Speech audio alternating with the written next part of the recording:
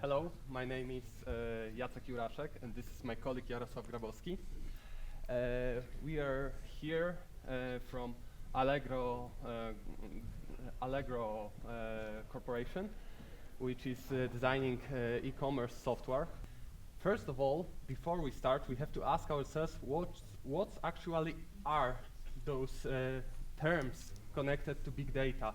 Big data itself and streams connected with big data processing. So, few years ago, big data was defined as in the terms of gigabytes. Currently, gigabytes are not enough to claim that we are doing any computational on big data. In our company, we are processing 100 gigabytes per day. It's approximate value. And it is not enough, in our opinion, to claim that using the Hadoop is justified, because Hadoop is a burden. It's bring many computational issues like latency, heavy I/O operations, and spawning JVM all over the place. So it's definitely not the solution you want to implement in your company in every problem you are introduced by.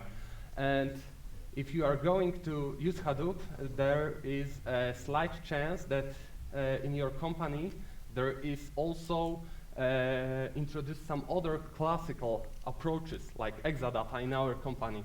But Exadata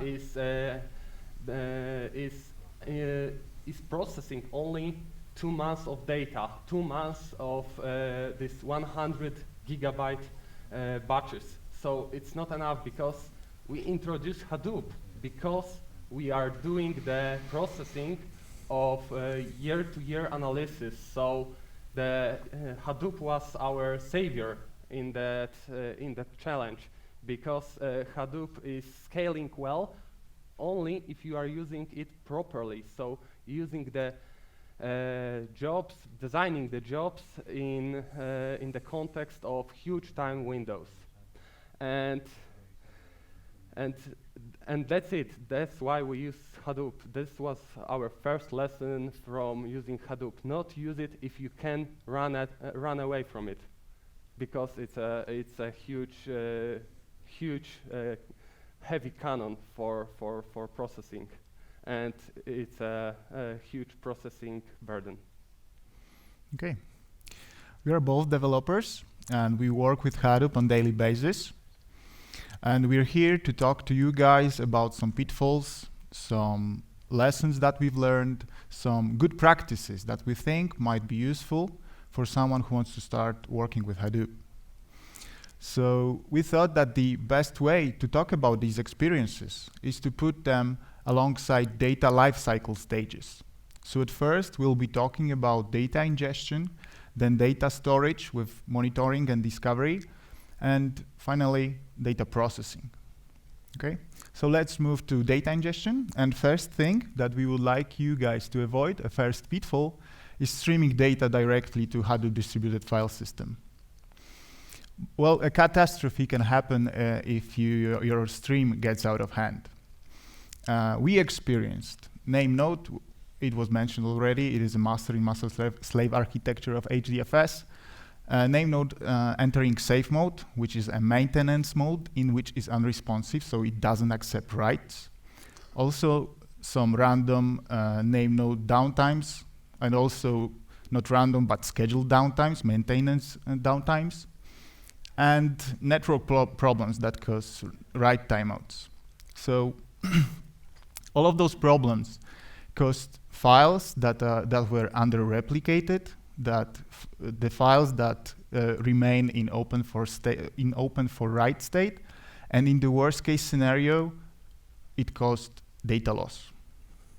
Okay, so a few years ago when we started, we approached this problem by using a simple load balancer and an application that was Apache Flume that accumulated data whenever the HDFS was down.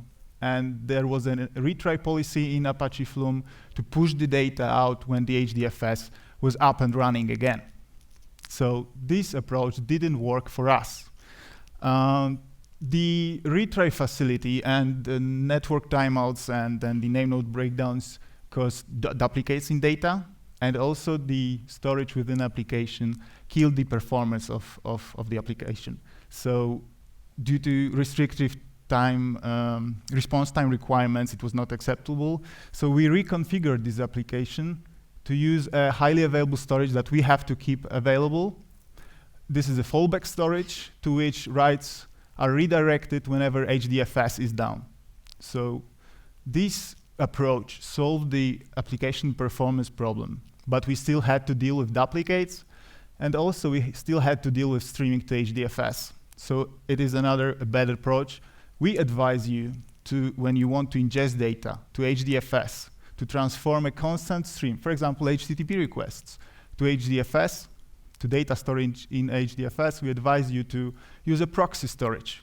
Proxy that gets all the writes, and whenever HDFS is ready, it's up and running, you can pull the data from the proxy storage to HDFS. And a good example of that proxy storage is Apache Kafka, and a mechanism that is Camus, that is called Camus, to pull the data from the proxy storage.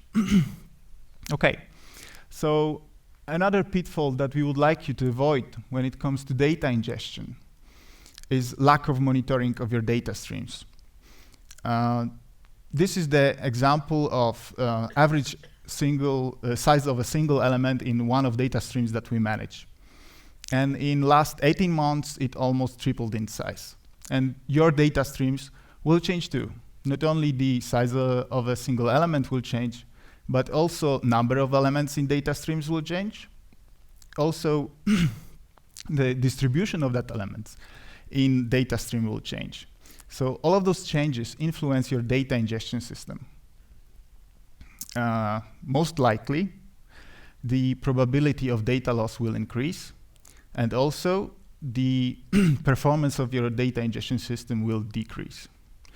So as far as the former problem is considered concerned, there are a bunch of tools that you could use to analyze how your data ingestion system works. Use Ganglia, Graphite, or Zabbix, or whatever tools you like to use in that cases to gather your statistics, to visualize them, to aggregate them, and see whether your data ingestion system is working correctly, whether it is performing well. Also, perform stress tests of your data ingestion systems. Use Sung or Gatling or JMeter or whatever you like to stress test your data ingestion systems.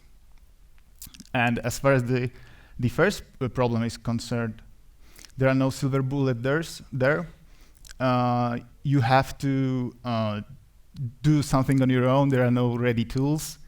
You could use one of three following approaches. First of all, you could use some historical knowledge. Based on statistics, you can evaluate the number of elements that you could gather in a given period of time. Second of all, you could analyze your data stream in comparison with some other data that you have, preferably from other source, to evaluate whether your data ingestion system is correct, whether it gathers all the data. And last but not least, you could search for some structural patterns in your data streams and see whether those structures are complete to evaluate that your data ingestion system is correct. Okay, so that was data ingestion. Now let's move to data storage. And the first thing when it comes to data storage is that file size and file count matters a lot. Matters a lot when it comes to HDFS. Here's one reason why it matters for storage layer. Name node, in order to be fast, loads the whole file system namespace into the memory. And in that memory model, it takes at least two, well, in a simplistic approach, in that memory model, it takes at least two descriptors to represent a file descriptor and at least one block of data descriptors. Take a look at an example.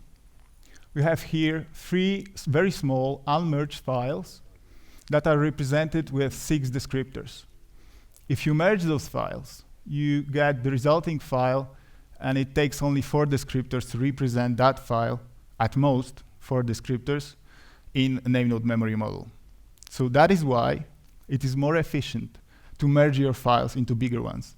It is more efficient memory-wise for your name node to store the same piece of information in a smaller number of bigger files than bigger number of smaller files. Okay, and here's another example why it matters for your processing layer. It influences the file size and file count influences your processing layer. Here's one reason why. Imagine a scenario in which you have small files, smaller than HDFS block size files. And in that scenario, a number of mappers that has to be spawned in order to process those files in MapReduce job is equal to number of files. So in the worst case scenario, the number of mappers that has to be spawned is bigger than the number of available task slots. So there are a few of them waiting for their turn to be executed. And time spent in execution of those tasks is a pure overhead for your overall time computation. So this is one of the reasons why it matters for your processing layer as well. Okay, so how to deal with this problem? First of all, get rid of empty files, get rid of empty directories. Second of all, and this is probably most important, keep your files big. Merge your smaller files into bigger ones. And preferably keep the size as a multiplicity of a HDFS block size, actually slightly below the multiplicity of block size. And it is advisable that you keep in mind when you shape a directory structure of your HDFS to keep it shallow, because when you add another layer to your directory structure, you increase granularity in which you store your data. So this influences the file number. You increases the granularity. You increase the granularity. Okay. To back up this, we would like you to show an example of a cleaning that we did a few months ago. And during that cleaning, we deleted some files, deleted empty file directories, we merged files, we compressed files, and we freed 23% of space. We get rid of 36% of our files in our HDFS. And that resulted in, on average, 11 performance boost in our processing in our Hadoop. So this is the proof that it matters. Okay, another thing when it comes to data storage. A pitfall is to keep your data uncompressed. An easy solution to that is using compression algorithms, but use a compression algorithm that is proper for your use case. There are a bunch of algorithms that offer higher performance, like Snappy, LZO, or SD4, for a price of compression ratio. And these are usually good for data that is processed more frequently, for example, latest data, or for MapReduce intermediate job results, or for job results that are going to be processed further in subsequent MapReduce jobs. And on the other end of the spectrum, there are algorithms that offer higher compression ratio, but they're slightly slower. And those are usually good for historical data that is processed less frequently. So use the proper one for your use case. And the same reasoning applies for file formats. Use proper one for your access patterns. For example, if you would like to export your data to Hive to use in Hue, consider a columnar format. Those are the formats that are good when you discard a huge part of your record during your first few computation steps. So consider Parquet or org files when you want to do that. Important thing is not to stick with one file format and algorithm compression algorithm combo for one data set. You could copy a subset of your data set and change file format and compression algorithm accordingly to your needs. So here's an example of latest data that was copied from this data set, and the data format was changed to Avro, and the compression algorithm probably changed as well. Okay. The important thing here is to remember that storing data in uncompressed plain text formats is bad, because those are the least efficient ones. Especially do not use CSV because it has many corner cases which are not covered in many parsers that we've tested. Where is JACEK? Yeah. So don't use CSV, and if you have to, use a parser that is RFC compliant. Okay. Here's another pitfall: lack of monitoring of your data storage. We talked about monitoring of your data streams. Now let's talk about monitoring of storage.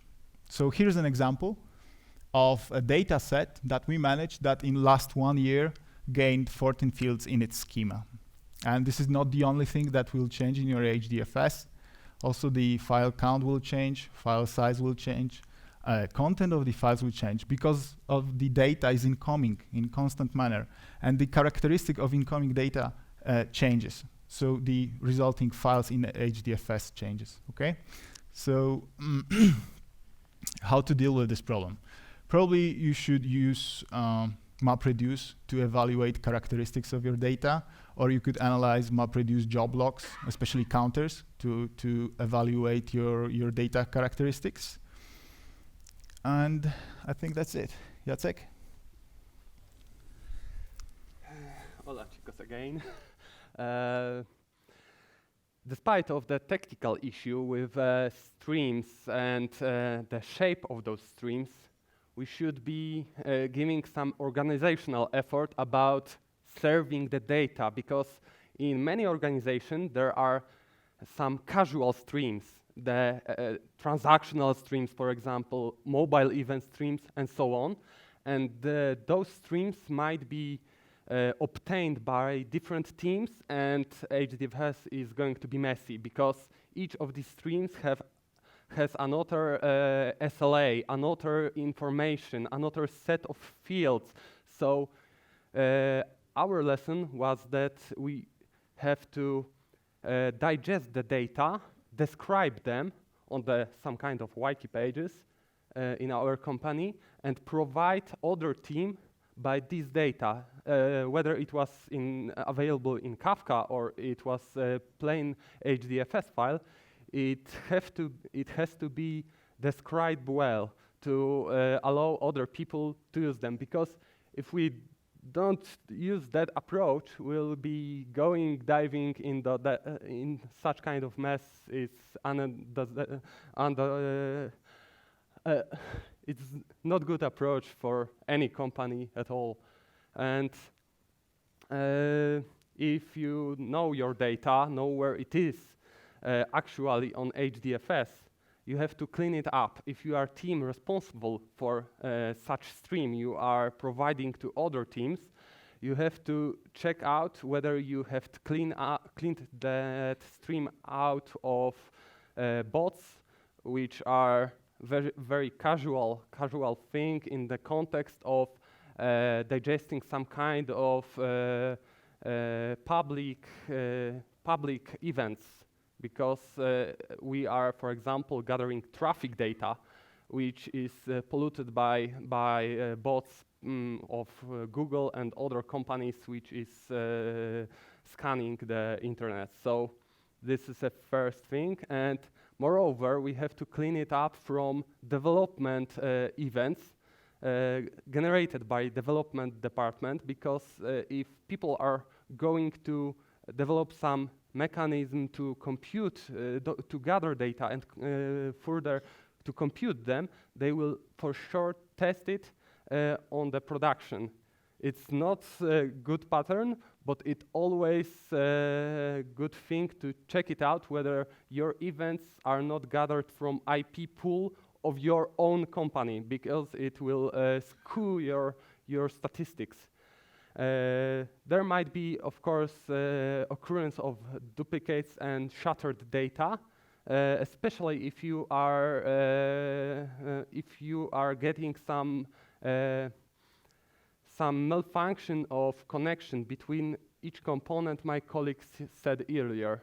And if you are going to analyze duplicate data, you will also get wrong results from your computational statistics. Because if you are going to pull the data which has been saved in the moment of actual network breakdown, it will be pulled out after the breakdown as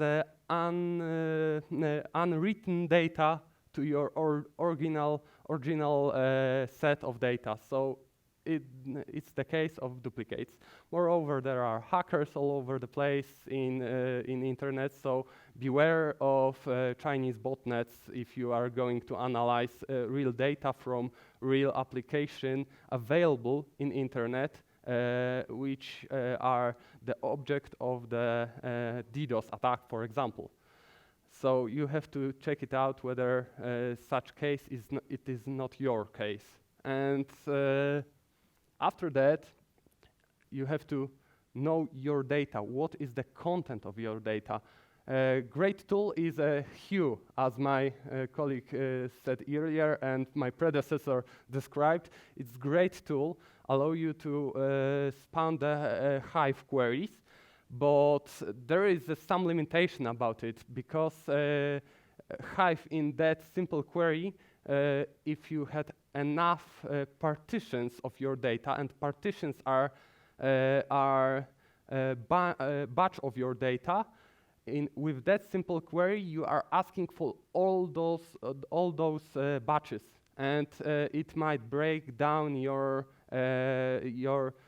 metastore, which is a component of Hive, keeping the information about those partitions.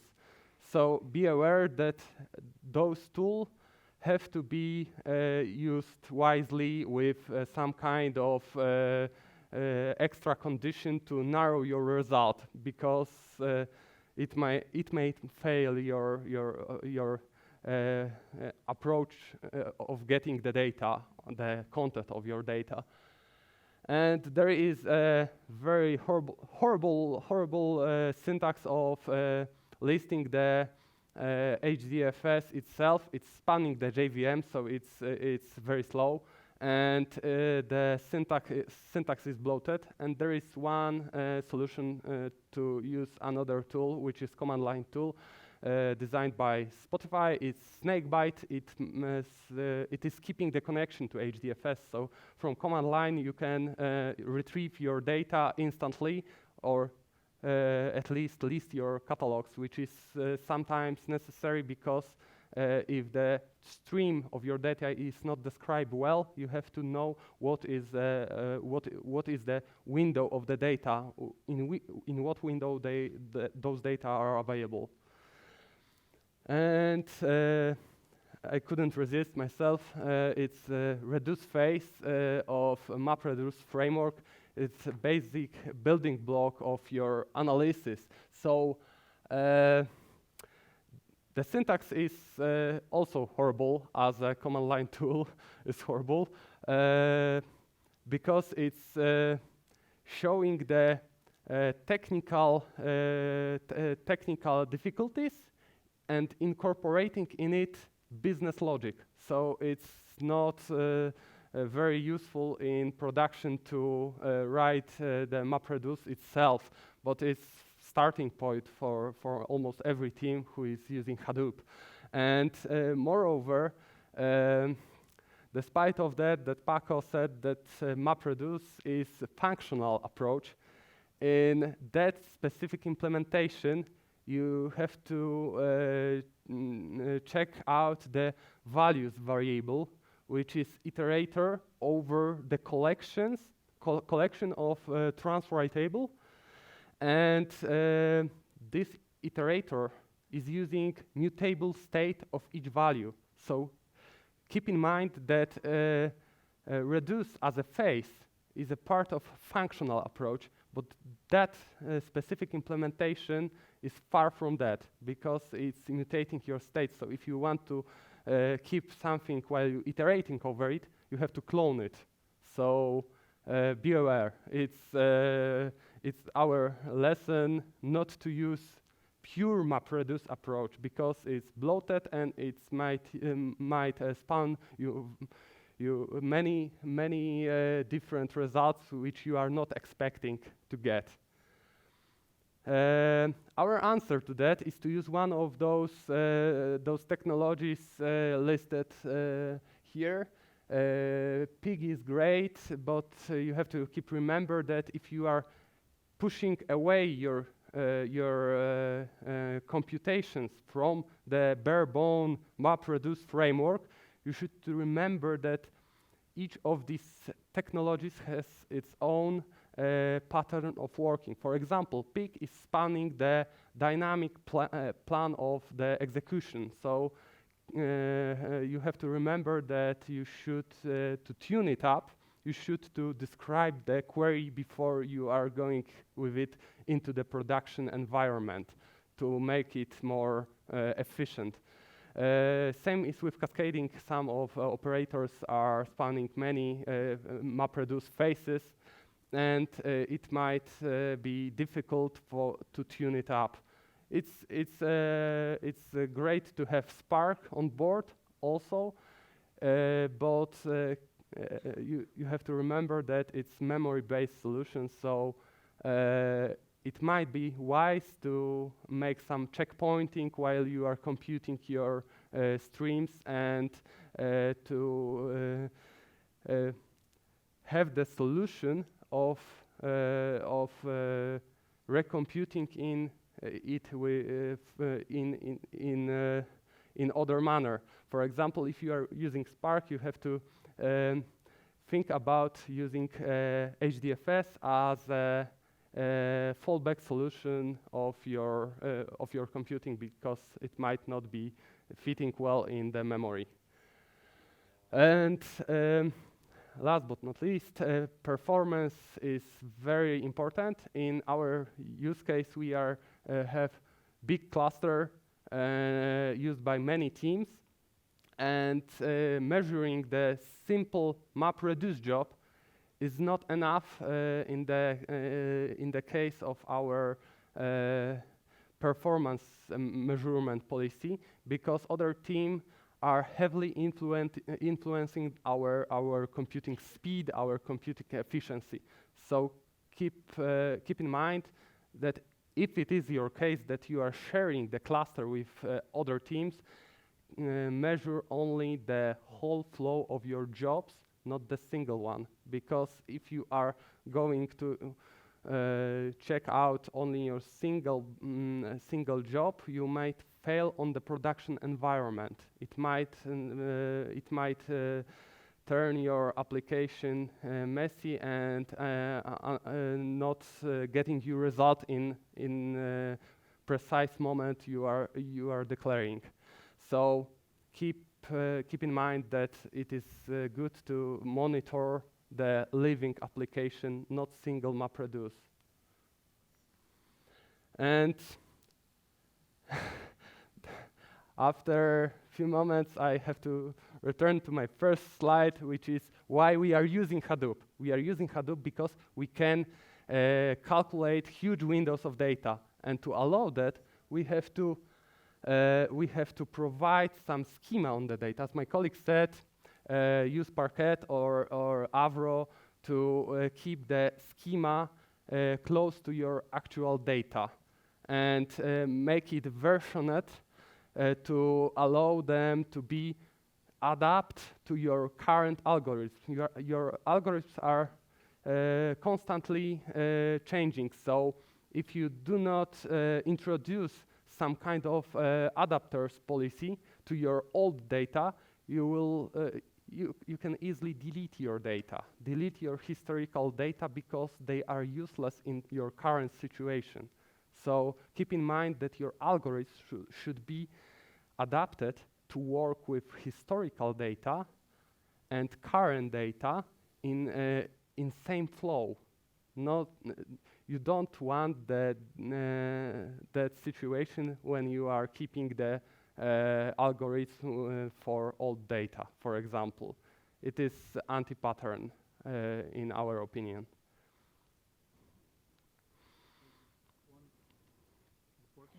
No. Just one more thing. When it comes to data processing, a few years ago when we started, we were so excited to write all of those MapReduce jobs, big jobs, cascading jobs, and it quickly became obvious that there are explicit and implicit dependencies between those jobs, and we have to run them in respect to that dependencies. So please use one of these tools way ahead at the beginning of your journey with Hadoop. This is Azkaban, Uzi, Kronos, or Luigi that allow you to create dependencies between jobs and run jobs with these dependencies. Most of them also will allow you to schedule your jobs, for example, postpone jobs to run during night, or schedule your jobs to run once per hour. And also, we quickly find out that jobs fail, and sometimes they fail because of temporary reasons. So there's a need to provide a retry facility, retry policy. So those projects allow you to define a retry policy to be sure that your jobs, once they failed, they retried. Okay, that was it. Thank you for your attention. We talked about pitfalls and experiences and good practices. Placed alongside data lifecycle stages. We talked about data ingestion, storing, monitoring, discovery, and finally processing. Thank you for your attention.